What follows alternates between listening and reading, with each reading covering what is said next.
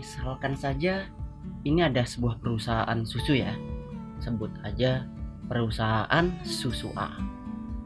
Dan ada kompetitornya satu lagi, yaitu sebut saja perusahaan susu B. Nah, perusahaan susu A ini menjual per packnya itu Rp20.000 dan susu B dijual Rp10.000. Nah, timbul pertanyaan, perusahaan mana yang lebih untung? Nah, mungkin sebagian dari kalian menjawab perusahaan susu A karena harganya Rp20.000, ya dia pasti lebih untung dong. Nah, tetapi belum tentu. Kita nggak bisa menyimpulkan sesimpel itu atau sesederhana itu. Ternyata susu A biaya produksinya adalah Rp15.000 untuk per 1 pack susunya. Sehingga keuntungan setiap penjualan adalah Rp5.000. Nah, Rp5.000 ini kita bagi dengan harganya Rp20.000 tadi, maka kita dapatkan rasio sebesar 25%. Sehingga setiap penjualan 1 pack susu A didapatkan untung atau laba sebesar 25%. Itu yang dimaksud dengan rasio ini ya. Nah, selanjutnya kita pindah ke susu B atau perusahaan B. Di perusahaan B ini, biaya produksinya untuk per 1 pack susunya adalah Rp5.000. Sehingga keuntungannya adalah Rp5.000 untuk setiap penjualannya. Nah, keuntungan Rp5.000 ini ya sama seperti kasus susu A tadi ya. Kita bagi dengan penjualannya yaitu Rp10.000, maka kita dapatkan rasio sebesar 50%. Maka setiap penjualan susu B ini didapatkan laba atau untung sebesar 50%. Karena rasio antara keuntungan dengan harga jualnya adalah 50%. Sehingga kembali ke pertanyaan tadi, perusahaan mana yang lebih untung? Maka bisa kita tarik kesimpulan bahwa perusahaan susu B lebih untung karena mereka bisa mencetak laba dengan lebih baik dan dengan lebih efisien. Keuntungannya pun 50% dari setiap penjualan. Nah, rasio-rasio ini disebut dengan rasio profitabilitas, yaitu ada GPM, kemudian ada OPM dan juga ada NPM. Di video kali ini saya akan membahas mengenai rasio profitabilitas pada saham yang fungsinya adalah agar kita bisa mengetahui seberapa baik sih perusahaan itu dalam mencetak profit atau menghasilkan laba perusahaan. Seperti biasa, sebelum masuk ke pembahasan, disclaimer terlebih dahulu. Oke, kalau sudah dibaca, kita lanjut ya ke pembahasan. Yang pertama adalah GPM, kepanjangannya Gross Profit Margin. Nah, makna dari Gross Profit Margin atau intinya adalah rasio dari margin laba kotor yang menunjukkan laba yang relatif dari perusahaan. Nah, GPM ini menentukan berapa persen sih laba kotor yang dihasilkan dari setiap penjualan. Nah, rumus dari gross profit margin ini adalah sebagai berikut. Gross profit dibagi dengan revenue atau penjualannya. Nah, pada saham, saya ambil contohnya ini adalah saham Cimory. Kode tikernya adalah CMRY. Saya ingatkan lagi ya, lagi dan lagi. Jangan fokus ke sahamnya, jangan fokus ke harganya sekarang segini bang, segala macam. Fokus ke cara kita mencari GPM-nya ya, karena fokusnya ini kan rasio profitabilitas. Oke, jadi jangan fokus ke sahamnya. Nah, ini adalah laporan keuangan dari Cimory.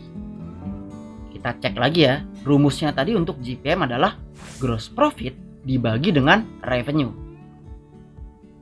Nah, kita kembali lagi ke laporan keuangan. Oh ya, ini disajikan dalam jutaan rupiah. Jadi angka-angka di bawah harus dikalikan dengan 1 juta rupiah. Nah, gross profitnya adalah 2,66 triliun. angka ini kita masukkan ke rumus ya, 2,66 triliun dibagi dengan penjualannya yaitu 6,37 triliun. Kita masukkan ke rumus ya, 6,37 triliun. Maka GPM adalah 41,84%.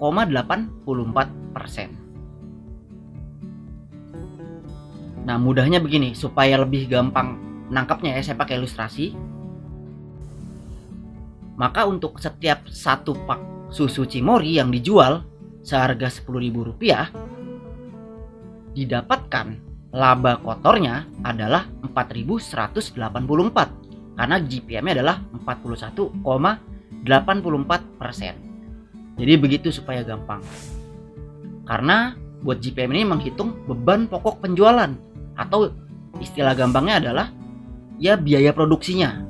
Ini bisa dilihat pada kolom 26 tadi sesuai dengan laporan keuangan. Nah, beban pokok penjualan tuh apa saja? Itu ada detail, mulai dari penggunaan bahan baku, bahan fabrikasi, sampai dengan barang jadi yang tersedia untuk dijual hingga dengan pembelian barang dagang lainnya. Jadi kita bisa lihat dari laporan keuangan. Makanya sebagai investor saham harus ya bisa membaca laporan keuangan. Nah, inilah definisi dan cara menghitung dari GPM atau Gross Profit Margin. Selanjutnya kita masuk ke OPM. Panjangan dari Operating Profit Margin. Yang intinya atau maksudnya dari OPM ini adalah rasio untuk menggambarkan keuntungan murni yang diterima atas setiap penjualan yang dilakukan. Sudah termasuk dengan beban penjualan, beban pemasaran, gaji, dan variabel lain. Yang intinya adalah berapa persen sih laba usaha yang dihasilkan dari setiap penjualan. Nah, rumusnya dari OPM ini adalah operating profit dibagi dengan revenue atau penjualan. Contohnya masih sama, saham yang sama supaya satu itu ya satu lah semuanya, satu penghitungan biar mudah, yaitu Cimory, kode ticker CMRY. Ya, kita buka kembali berarti laporan keuangannya. Nah, rumusnya adalah operating profit dibagi dengan revenue. Operating profit dari Cimory bisa kita lihat ya, sebesar 1,25 triliun. Nah, angka ini kita masukkan ya ke rumus, yaitu 1,25 triliun dibagi dengan penjualannya yaitu 6,37 triliun. Kita masukkan ke rumus 6,37 triliun. Maka operating profit marginnya adalah 19,68%. Nah, ilustrasinya begini, kurang lebih supaya mudah ya. Untuk satu pack susu Cimory yang harganya 10.000, maka setiap penjualannya itu akan mendapatkan laba usaha sebesar Rp1.968 karena OPM-nya adalah 19,68%.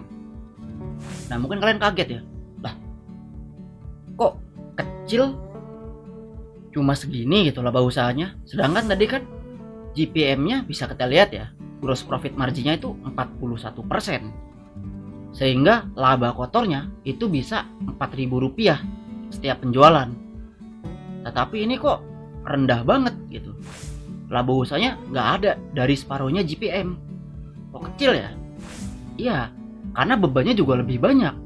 Ada kolom 27, 28, dan 29. Karena sekali lagi ini kan operating ya, operasional. Jadi semua komponen tuh sudah masuk ke sini. Bisa dilihat di kolom 27, di beban penjualan dan pemasaran itu mulai dari iklan, promosi, marketing, gaji tunjangan, lalu komisi, perjalanan dinas, penyusutan aset itu udah diperhitungkan. Sehingga komponennya banyak. Lalu ada lagi di kolom 28, beban umum dan administrasi. Yaitu mulai dari gaji dan tunjangan, lalu ada sewa, pemeliharaan, biaya konsultan, hingga dengan perjalanan dinas telekomunikasi masuk di komponen operating profit ini. Dan juga di kolom 29. Di sini pendapatan beban lain ya, yaitu ada pendapatan sewa, lain-lain, laba rugi atas pelepasan aset juga masuk. Sehingga komponennya tuh banyak. Intinya operasional perusahaan tuh apa aja masuk. Coba lihat lagi deh poin pentingnya. Menggambarkan keuntungan murni yang diterima atas setiap penjualan yang dilakukan. Sudah termasuk dengan beban penjualan, beban pemasaran, gaji, dan variabel lain. Nah, fokus ya ke sini ya. Sudah termasuk dengan beban penjualan, beban pemasaran, gaji, dan variabel lain. Jadi semuanya nih mulai dari hulu sampai hilirnya sudah dihitung. Semua operasional perusahaan sudah masuk. Jadi mulai dari sewa kantor sampai konsultan aja masuk. Jadi operating profit margin ini sudah memperhitungkan semua operasional perusahaan. Makanya lebih kecil ya dibanding GPM. Lalu selanjutnya kita masuk ke NPM. Panjangan dari net profit margin. Yang intinya atau maksud dari NPM ini adalah rasio untuk mengukur seberapa besar kemampuan perusahaan dalam menghasilkan laba bersih dari penjualannya. NPM yang nilainya tinggi, perusahaan telah menetapkan harga produknya dengan benar dan biaya yang digunakan terkontrol dengan baik. Intinya adalah berapa persen sih laba bersih yang dihasilkan dari setiap penjualan. Rumusnya untuk NPM ini adalah net profit dibagi dengan revenue. Contohnya masih sama ya, sahamnya saham Cimori, kode ticker CMRY. Dan saya ingatkan lagi, jangan fokus ke Cimorinya, tapi fokus ke bagaimana sih nyari NPM-nya. Nah, ini laporan keuangannya masih sama. Rumusnya kita lihat ya, net profit dibagi dengan revenue. Maka kita kembali ke laporan keuangan. Nah, net profit dari Cimori adalah sebesar 1,06 triliun. Nah, angka ini kita masukkan 1,06 triliun dibagi dengan penjualannya, yaitu 6,37 triliun. Kita masukkan ke rumus ya. Maka didapatkan rasio NPM sebesar 16,63%. Nah, lagi-lagi saya pakai ilustrasi ya supaya mudahlah memahami NPM ini. Ilustrasinya begini. Untuk setiap satu pack susu Cimori yang dijual seharga 10.000, maka laba bersihnya atau laba yang didapat, laba bersih ya, sebesar 1.663. Karena NPM-nya kan 16,63%. Loh, makin heran lagi ya. Lah, ini malah kecil banget dibandingin yang tadi. Kalau kita mundur lagi balik, tadi GPM-nya segini, 41,84%. Lalu OPM-nya 19,68%. Nah, ini kok di net profitnya lebih rendah lagi, cuma 1.600 atau 16,63%. Ya tentu aja kecil, karena NPM ini sudah memperhitungkan beban pokok penjualan, kemudian juga beban-beban lain ya pas di operasional profit tadi, sampai dengan beban akhirnya. Di antaranya adalah beban-beban seperti biaya keuangan, lalu juga pajak masuk ke komponen ini. Sehingga wajar kan jika net profit itu angkanya juga lebih kecil, net profit margin ini. Karena bisa kita lihat komponennya lebih banyak, mulai dari awal biaya produksi, biaya operasional sampai dengan pajak dan biaya lain itu masuk komponen. Sehingga ya bukan hal yang aneh gitu kalau dengan penjualan 10.000, laba bersih yang didapat yaitu 1.663. Karena NPM-nya kan sudah kita hitung tadi ya, 16,63%. Tapi angka ini adalah laba bersih. Jadi sudah benar-benar laba bersih. Keuntungannya tuh berapa? Ya ini, di net profit ini. Sehingga saya harap teman-teman sudah paham ya terkait dengan GPM, OPM, dan juga NPM ini. Nah, ada cara mudah untuk mengetahui rasio profitabilitas ini yang ya ini shortcut lah atau jalan pintasnya. biar nggak buka-buka laporan keuangan. Yaitu dengan cara melihat pada sekuritas kalian masing-masing. Karena pada umumnya itu ada kok rasionya, pada umumnya ya. Nah, di sini saya ambil contoh sekuritasnya Ajaib. Ya, cari aja sahamnya, saham Cimori kan. Kemudian pilih kolom di key statistik. Selanjutnya lihat di table performance. Maka sudah ada GPM, OPM, dan NPM-nya. Angkanya sama ya dengan hitungan tadi. Nah, tapi kan kalau lihat dari sekuritas ini, tapi kita nggak tahu kan komponen-komponennya apa aja di dalam GPM, dalam OPM, dan dalam NPM. Beban-beban apa saja yang diperhitungkan, dan juga seberapa baik dia dalam efisiensinya ya. Sehingga ya kita sebagai seorang investor, kalau mau tahu itu semua, data lengkap dan detailnya ada di laporan keuangan. Sehingga bagi seorang investor saham, laporan keuangan ini sifatnya wajib untuk kita ketahui, untuk kita baca. Jadi nggak ada istilah, ya tapi nggak tahu ini dari mana ya 41%. Ya ini kok bisa 19% ya? Apa aja komponennya? Jadi nggak ada istilah kayak gitu. Sebagai investor harus tahu lah saham yang kita pegang. Mungkin sekuritas ini untuk screening awal tidak apa-apa, untuk melihat awal. Tapi pada akhirnya ya tetap harus lihat laporan keuangan. Oke? Nah, ada lagi catatan penting ya terkait dengan rasio profitabilitas ini. Nah, kalian bisa untuk melihatnya agar objektif, bandingkan dengan sektor dan usaha yang sejenis agar kita bisa mengetahui rasio ini baik atau tidak dan ada pembandingnya. Di sini saya ambil contohnya ya, karena dari awal Cimori ya, saya cari yang sektornya juga primer dan menjual produk yang hampir mirip, yaitu susu ya. Saya ambil Ultra Jaya atau OLTJ. Di sini bisa terlihat bahwa dari GPM, OPM, dan NPM Cimori lebih unggul dibanding Ultra Jaya. Maka dari sini screening awal kita bisa simpulkan bahwa Cimori lebih baik dibandingkan dengan kompetitornya. Namun untuk mengetahui lebih detailnya, sekali lagi lihat laporan keuangannya. Oke? Sehingga kita masuk ke poin terakhir ya, kesimpulan. Yang pertama, saya harapkan teman-teman sudah memahami apa itu GPM, OPM, dan juga NPM. Kalau mau di recap kembali, GPM atau gross profit margin intinya adalah beban pokok atau biaya produksinya. Nah, untuk memproduksi produknya itu berapa sih biaya yang dibutuhkan? Di sini kan harganya 10.000. Nah, maka biaya produksinya adalah 5.816 untuk setiap produksi atau penjualan. Nah, kemudian OPM itu adalah biaya tadi ditambah biaya operasional. Sehingga harga 10.000 ini biaya produksi plus biaya operasional sebesar Rp8.032. Kurang lebih seperti itu ya, supaya mudah gitu menerimanya.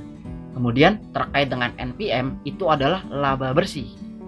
Sehingga komponen buat mendapat NPM adalah biaya produksi ditambah biaya operasional ditambah pajak dan juga biaya-biaya lain yang besarnya 8.337. Kurang lebih kalau diilustrasikan seperti itu ya. Jadi semoga bisa memahami secara garis besar apa itu GPM, OPM, dan NPM.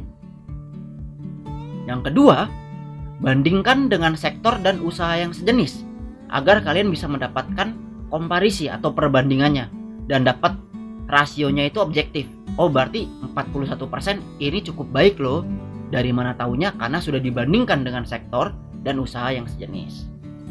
Yang ketiga, GPM, OPM, dan NPM ini itu adalah rasio profitabilitas yang itu hanyalah sebagian rasio untuk kita menganalisa sebuah saham.